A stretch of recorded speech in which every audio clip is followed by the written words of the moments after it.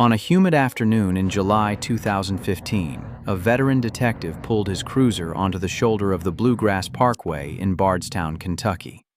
He walked up to a chestnut-colored Chevy Impala that, at first glance, looked like it had simply been abandoned due to a flat tire.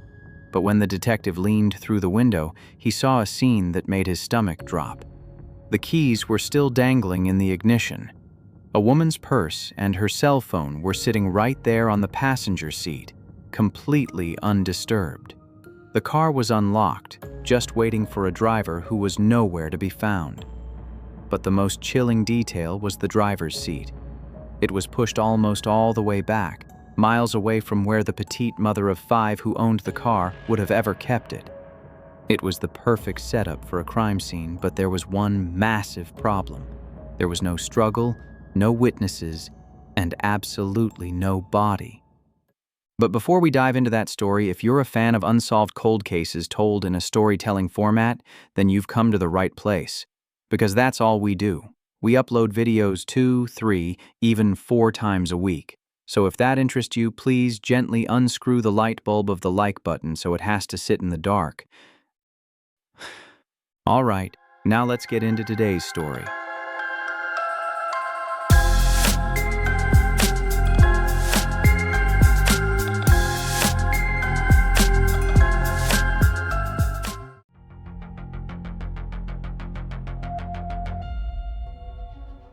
Bardstown, Kentucky. By 2012, 32-year-old Crystal Rogers was navigating a busy new chapter as a single mother of 4. She had recently separated from her husband, Keith, but in a small town like Bardstown, she kept things amicable. She even kept his last name, and the two of them shared custody of their 3 daughters and son without any of the bitterness you might expect. She was a woman who lived for her children, and she had just moved into a new rental property to give them a fresh start. Crystal had spent her entire life in Bardstown, and to her mom, Sherry, she was always the quintessential daddy's girl. She and her father, Tommy, shared a bond that was incredibly rare. They were best friends. Despite being a naturally shy person, Crystal never struggled to make connections. Her friends said she had this personality that just made her a joy to be around. She was famously selfless. If she saw someone in need, she was the type of person who would drop whatever she was doing to help. To her neighbors and family, she was just a genuine, fun-loving mother who somehow made raising 4 kids look easy. It was while she was settling into this new life that she met Brooks Houck, the man from whom she was renting her home. The connection was immediate, and the relationship progressed rapidly. Soon, Brooks moved into the home with Crystal and her 4 children. To the rest of the Ballard family, the couple seemed visibly happy, and Brooks was initially welcomed into their circle. This optimism peaked when the couple announced they were expecting a child of their own. In 2013, Crystal gave birth to a boy named Eli. Now a mother of 5, Crystal appeared to navigate the complexities of a large household with a deceptive ease that masked the true labor involved. She was protective yet easygoing, fueled by a genuine love for her children that made the daily grind look like a breeze to outside observers. Her life was a constant juggle. While raising 5 children, she also managed the administrative and tax obligations for Brooks's construction business. Brooks himself was thriving, owning multiple rental properties and belonging to a family of significant prominence in Nelson County. His brother Nick served on the local police force, and in 2014, Brooks's public profile rose even further when he ran for the position of Nelson County Sheriff, presenting himself to the community as a proud native excited for the future. My name is Brooks Houck, and I look forward to becoming your next Nelson County Sheriff. I'm a proud native of Nelson County, and my family and I are excited about what the future holds for our community. Beneath this polished public image, however, the reality was beginning to fracture. The Ballard family started to sense a growing toxicity within the household. They observed that Brooks displayed a blatant favoritism toward his biological son, Eli, while remaining cold and indifferent toward Crystal's other 4 children. Despite his substantial wealth and success, Brooks refused to contribute financially to the needs of the older children, leaving Crystal solely responsible for their schooling and groceries. This division extended even to the grocery store, where a bizarre, childish boundary was drawn. Brooks would pay for items for himself and Eli, while Crystal was expected to handle the rest. As time passed, Brooks's behavior became more controlling. He began to isolate Crystal, attempting to prevent her from spending time with her friends and her own family. Crystal recognized the danger. She tried to leave the relationship multiple times, but each attempt was thwarted by a deep-seated fear. She was terrified of Brooks and the power his family wielded through their connections to the police force. She lived under the shadow of a worry that if she left, Brooks would use his influence to strip her of custody of Eli entirely. Despite these escalating tensions, the couple remained together in Bardstown by 2015, ostensibly committed to moving forward for the sake of the 5 children.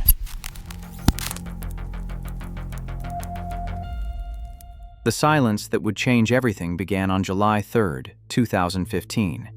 That afternoon, Crystal's daughter, Kylie, reached out to her grandmother, Sherry, via text. Kylie had been trying to message her mother but had received no response, a situation that was profoundly uncharacteristic for Crystal, who was known for her unwavering reliability where her children were concerned. Sherry, not yet sensing a crisis, sent a message to Crystal telling her to get in touch with Kylie, and then continued with her day. The unease deepened later that evening when Kylie texted Sherry a second time, asking if she had heard anything yet. It was at this moment that Sherry's concern sharpened into genuine worry. Crystal had not replied to her mother's message, and her children were still left in the lurch. Over the next 48 hours, a frantic wave of texts and calls from friends and family went out to Crystal's phone, but they were met with an eerie, persistent silence. By the time the weekend progressed, no one in the community had seen or heard from Crystal Ballard. On the morning of July 4th at approximately 9 a.m., Brooks Houck made his first attempt to contact Crystal. When he received no reply, he waited until midday before sending a text stating that everyone was worried sick and pleading for a callback. During a conversation with Crystal's sister, Brooks claimed that the last time he had seen Crystal was in the early hours of July 4th. He stated he hadn't been concerned initially because he assumed she had gone to spend the holiday at the home of her cousin, Sabrina. However, when the family contacted Sabrina, they discovered that Crystal had never arrived.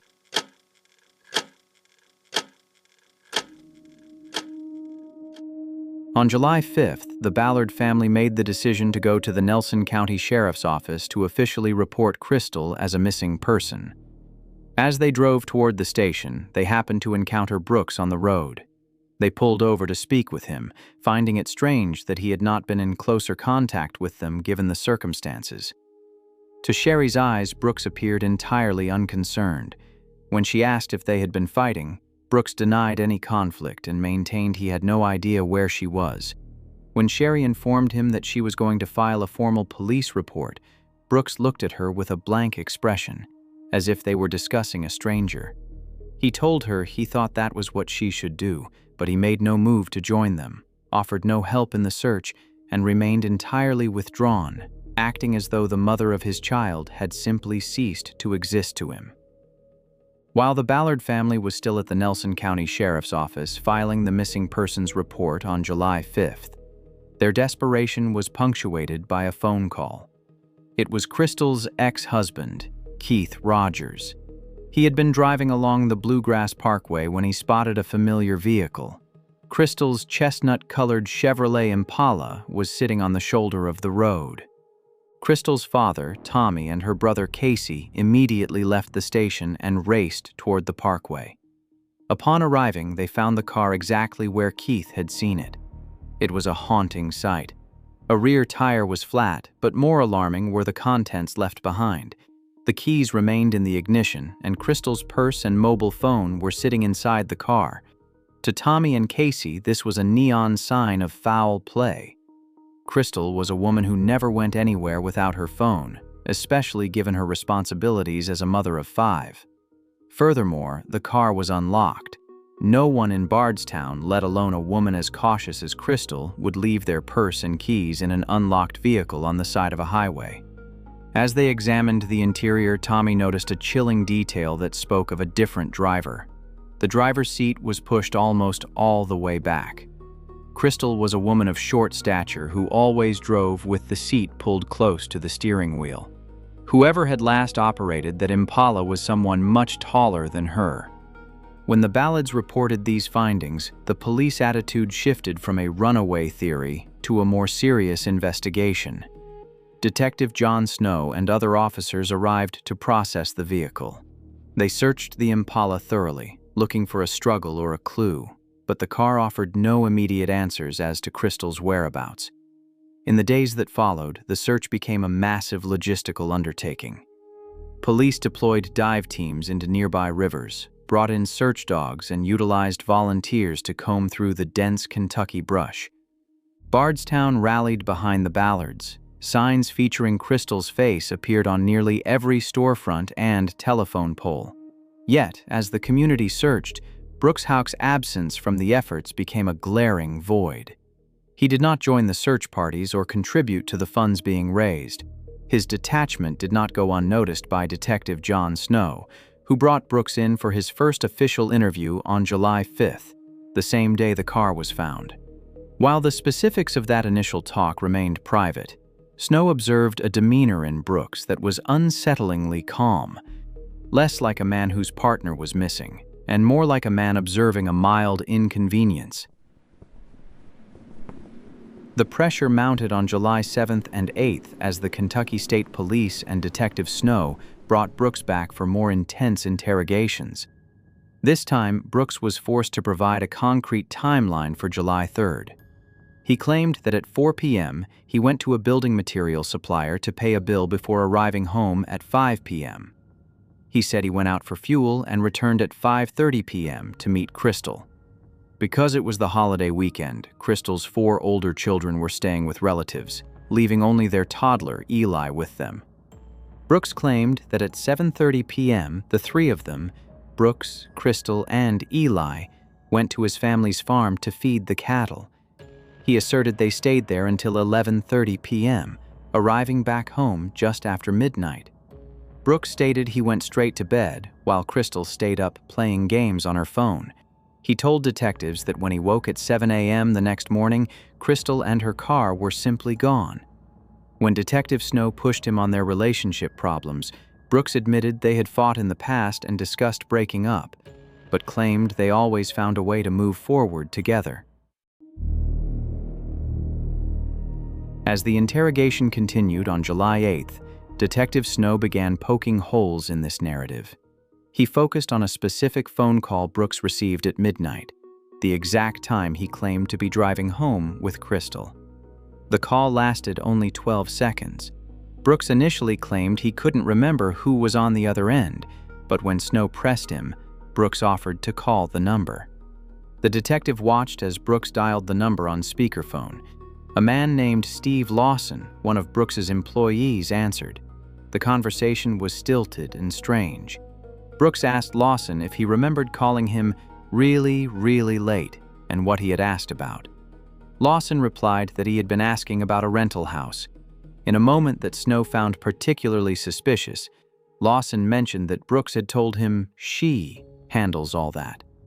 Brooks corrected him, providing Crystal's name, and Lawson apologized. To Snow, the exchange felt rehearsed, and the logistics didn't add up. If Crystal were sitting in the car next to Brooks at midnight, as he claimed, there would have been no reason for him to be taking calls about rental property admin that he usually delegated to her. The interrogation reached an abrupt climax when Brooks's phone rang again. It was his brother, Nick Houck. Despite being a police officer who should have valued the investigation, Nick's tone was one of interference. Brooks answered the call in front of the detective. From different places, that along that route. Can I get this? Sure, please. You come over? No. I'm up here. I know that you didn't know I'm up here in this interview with the Detective Snow. I've been up here a good little while.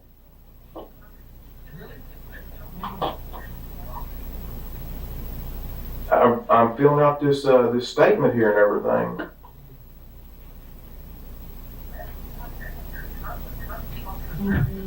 Are you telling me that's what I need to do?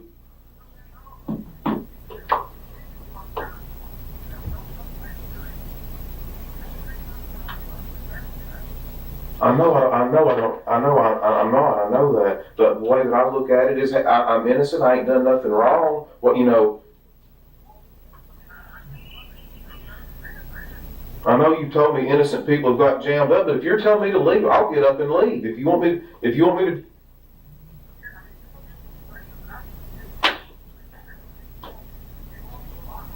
I know I'm going through a lot, but I'm trying to get this guy to help me.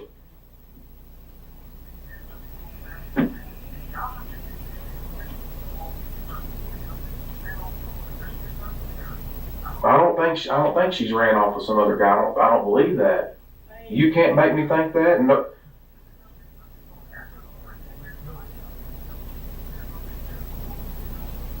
Yeah, so do I.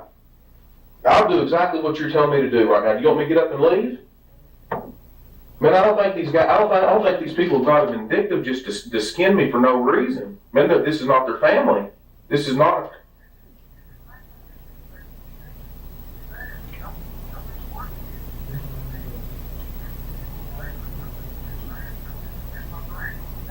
All right, thank you.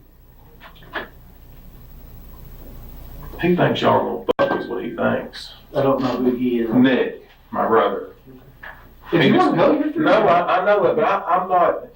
He just said just to keep sitting up here, to give a statement, do an interview, whatever I got to do it. But he said, darn, just to keep letting them just beat you to death over this right here. He ended the interview and walked out of the station.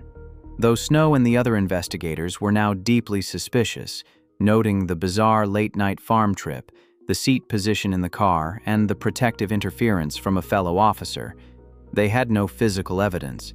There was no body, no blood, and no crime scene. Brooks Huck was a free man, but he was now the primary focus of a homicide investigation.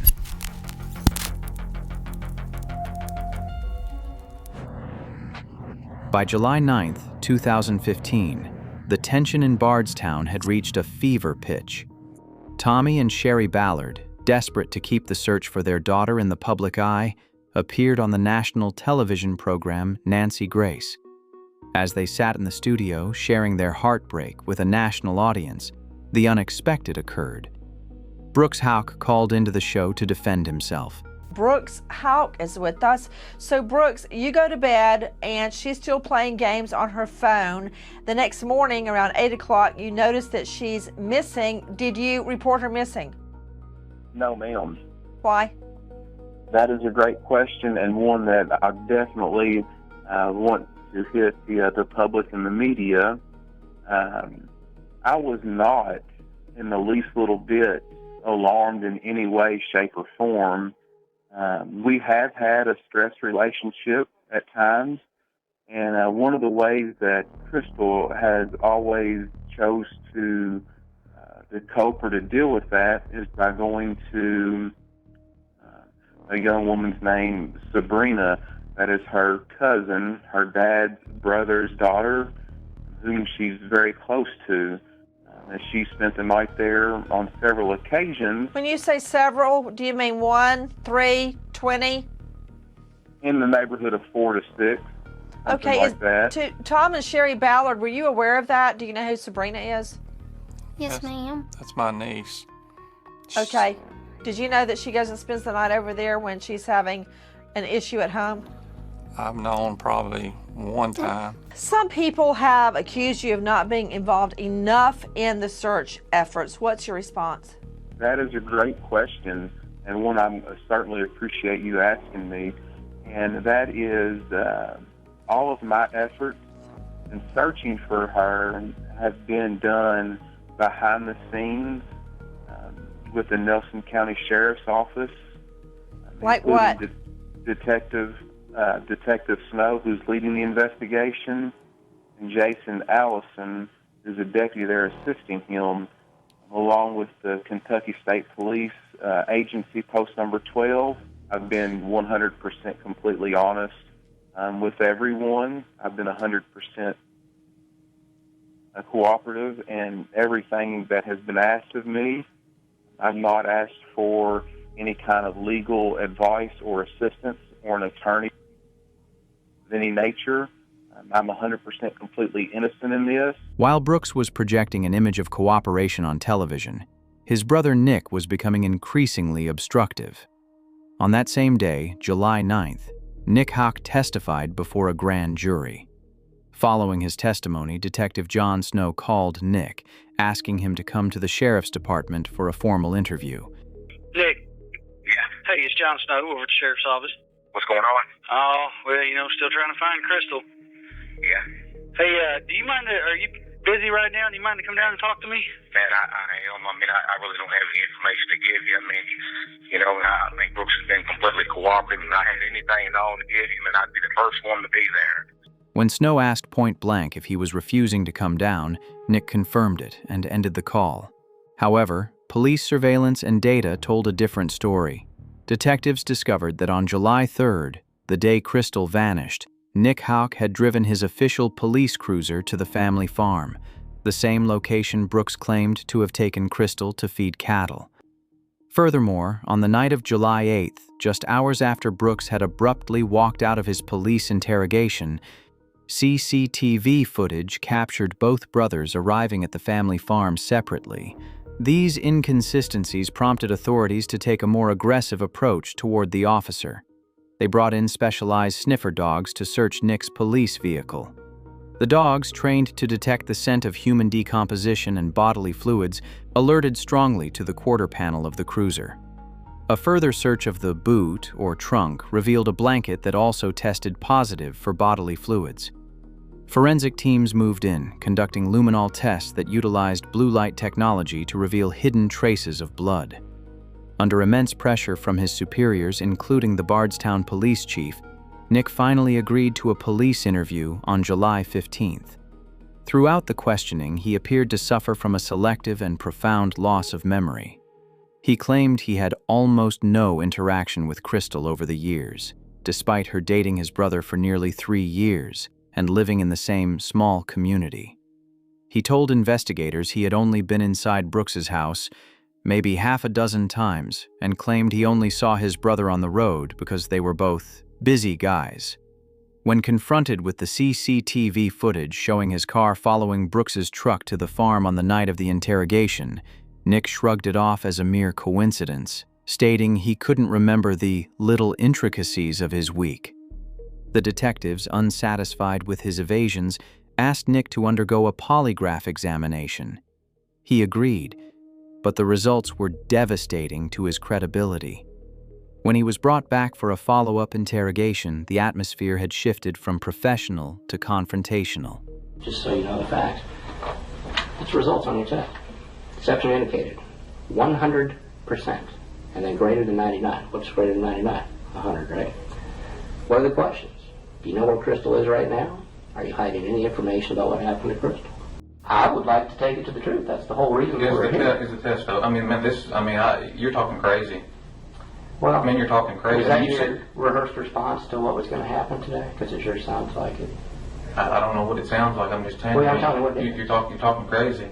What's crazy about it? Explain to me. The accusations you're making. Yeah, I'm saying you're not involved in this. Absolutely not. Well, none. You already told me that. That's why we did the polygraph, to find out. Well, now we both know. I told you what now? You told me before you had nothing to do with it. Right? Yes. Well, now we're past that, because I've already shown that you did have something to do with it. I don't know what the test... I just showed you. Okay, I just showed it to you. But I'm telling you, I did have... And I'm telling you, you're lying. I can't make it any... I'm not trying to hurt your feelings, I'm just telling you the truth. That's what I'm doing to you. I'm telling you the truth. No, you're not. We're past that. I've already shown you. I've taken the polygraph. Do you have anything else for me? Because I'm not going to sit here and we're not going to go back and forth like this. You do whatever you want to do. I said I'm I want to cooperate with you. I'm not here. Tell me what happened. Tell me what you know. I don't know anything. We're past that. You've already shown me that you do. I know nothing. Despite his failing results and the physical evidence in his car, he refused to break his silence. Without a body or a confession, the police were forced to let him go.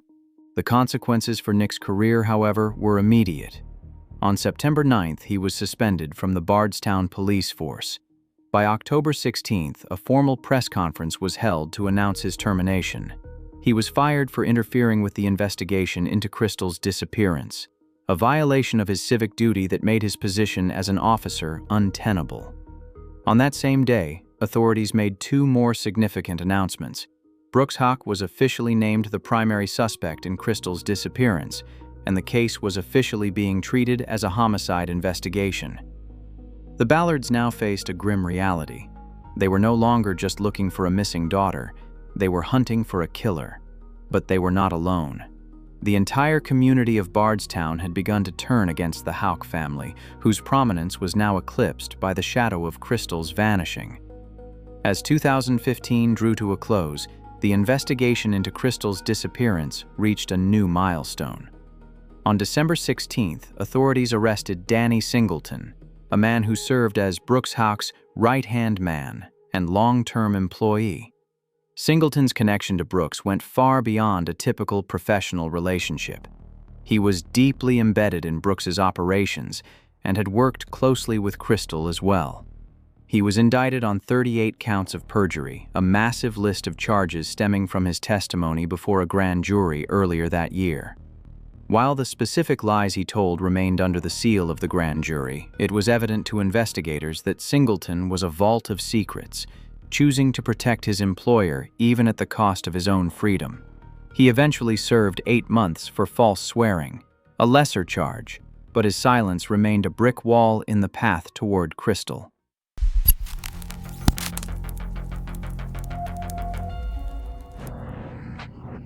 In early 2016, a new lead emerged from an unlikely source. A group of hunters came forward with a tip that placed a suspicious vehicle near the Houck family farm on the night of July 3, 2015. They recalled seeing a white Buick parked in the area at approximately 10:30 p.m., a strange sight considering the late hour and the rain that had been falling that night. When detectives traced the vehicle, they found it belonged to Brooks's 82-year-old grandmother, Anna Whitesides. The discovery set off a tactical race between law enforcement and the Houck family. On May 4, 2016, police arrived at Anna's home with a search warrant to seize the Buick. However, they found the driveway empty. Just 2 days earlier, on May 2nd, Anna had conveniently sold the car to a local dealership. Despite this attempt to move the evidence, authorities were able to recover the Buick and subpoenaed Anna to testify before a grand jury. She refused to speak. Forensic teams analyzed the white Buick and discovered several strands of hair that visually matched Crystal's profile. While they could not extract a 100% DNA match, the circumstantial evidence was bolstered by a K9 unit. A cadaver dog, brought to the car yard where the Buick was held, alerted specifically to the back rear passenger side of the vehicle, signaling the scent of human remains. Amidst these legal maneuvers, Tommy Ballard had become a man possessed by the search for the truth. He had essentially become his own lead investigator, filling a massive box with categorized evidence, videotapes, and addresses. He orchestrated community search parties and covered his own vehicle in posters of his missing daughter. But as he drew closer to the truth, Tommy's world grew dark with paranoia. He was certain he was being followed. He installed CCTV at his home and the homes of his children, placed a dashcam in his car, and began carrying a firearm at all times. He told his wife, Sherry, that the pressure was mounting, but he refused to stop. The tragedy that Tommy feared finally struck on the morning of November 19, 2016. It was a cold Saturday, and Tommy followed a long-standing family tradition by taking his 12-year-old grandson, Trenton, hunting on the Ballard family farm. As the sun began to rise, Trenton left his grandfather's side to retrieve an item from their vehicle. While at the car, Trenton heard a single gunshot ring out through the trees, followed immediately by his grandfather's voice calling out to him. Trenton ran back to find Tommy collapsed. He had been struck by a bullet in the center of his torso. In his final moments of clarity, Tommy told his grandson that he had been hit and urged him to go for help. Trenton called his grandmother Sherry, while Tommy's son Casey, who was hunting elsewhere on the property, rushed toward the sound of the shot. Casey and Sherry arrived to find Tommy clinging to life, but by the time emergency services reached the remote location, the patriarch of the Ballard family was gone. The investigation into Tommy's death was immediately shrouded in suspicion. While some initially questioned if it were a hunting accident, the Ballards knew the truth. There were only 2 people known to be on that part of the property, Tommy and Trenton, and neither had fired the fatal shot. The trajectory and the timing suggested a calculated, targeted hit. To Sherry and the rest of the family, the motive was clear. Tommy's relentless investigation had become a threat to someone's safety, and he had been silenced.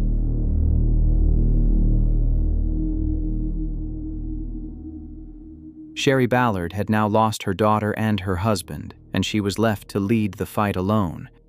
To add to her burden, she was embroiled in a bitter legal battle with Brooks Houck for visitation rights to her grandson, Eli. Brooks claimed that Sherry was manipulating the boy, alleging that Eli returned from visits asking difficult questions about his mother's disappearance. In 2017, the Kentucky State Police handed the case over to a new team, and a documentary by Oxygen brought national attention back to Bardstown. Experts re-examined the Impala, and a cadaver dog alerted to the trunk of Crystal's car, suggesting that her body may have been transported in her own vehicle. In the midst of this, a woman named Crystal Maupin, who was dating Brooks Houck at the time, was arrested for tearing down and stealing missing posters of Crystal Rogers. It seemed that even years later, those associated with Brooks were intent on erasing Crystal's memory from the town.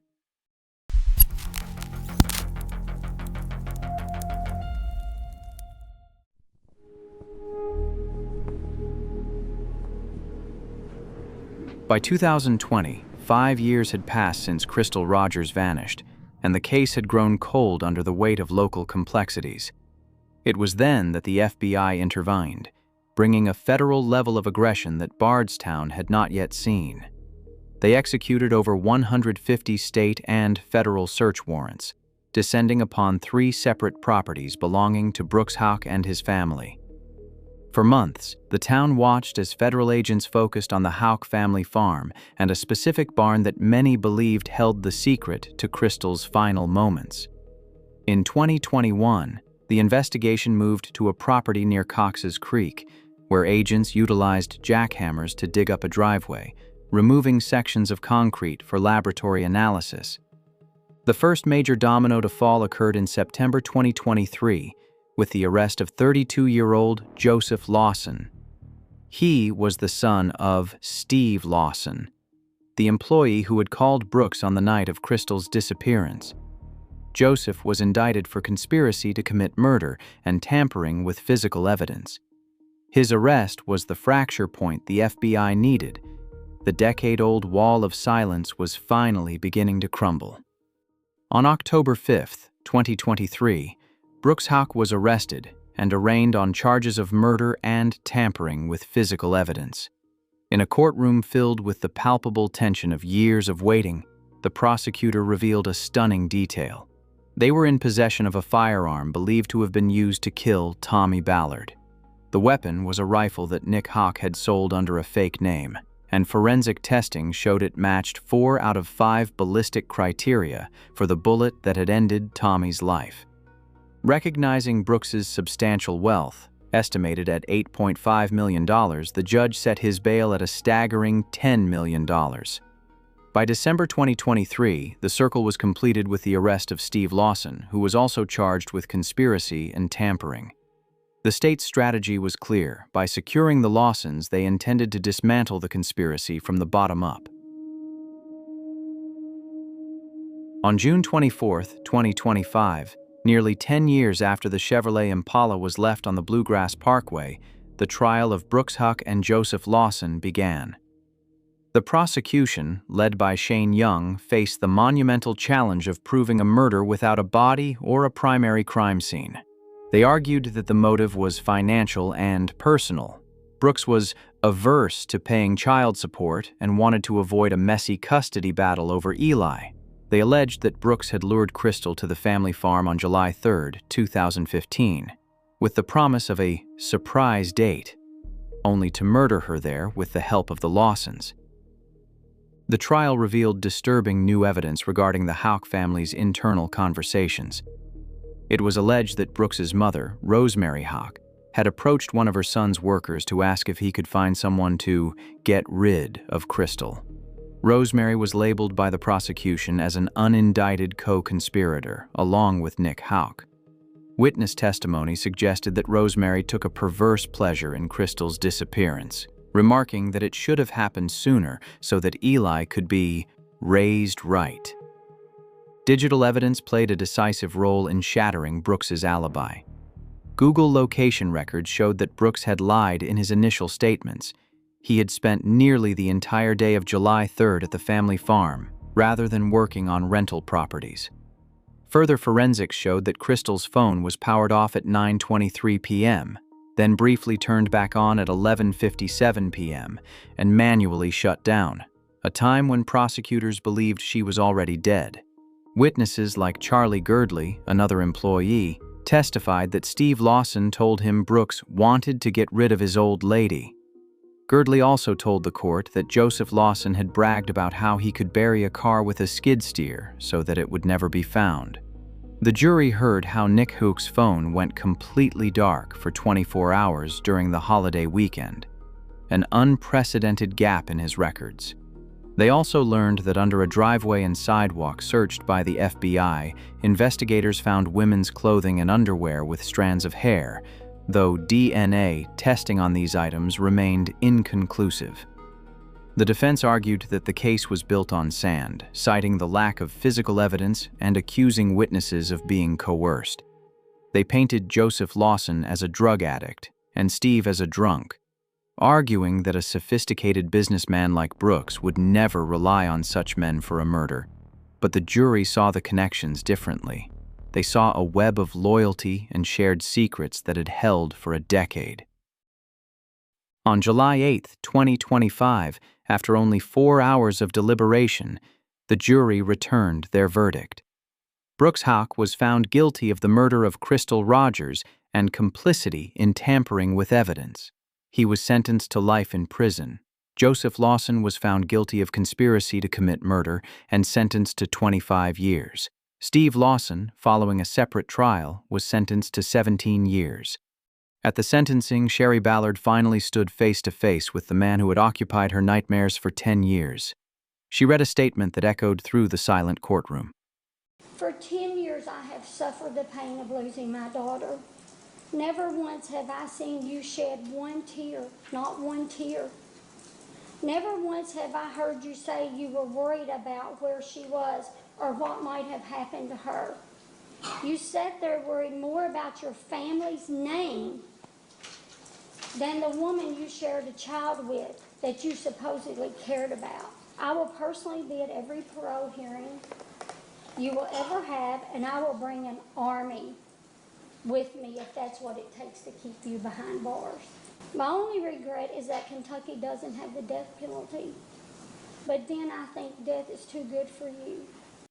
Today, Brooks Houck resides in the Big Sandy Regional Detention Center, his conviction currently under appeal to the Kentucky Supreme Court.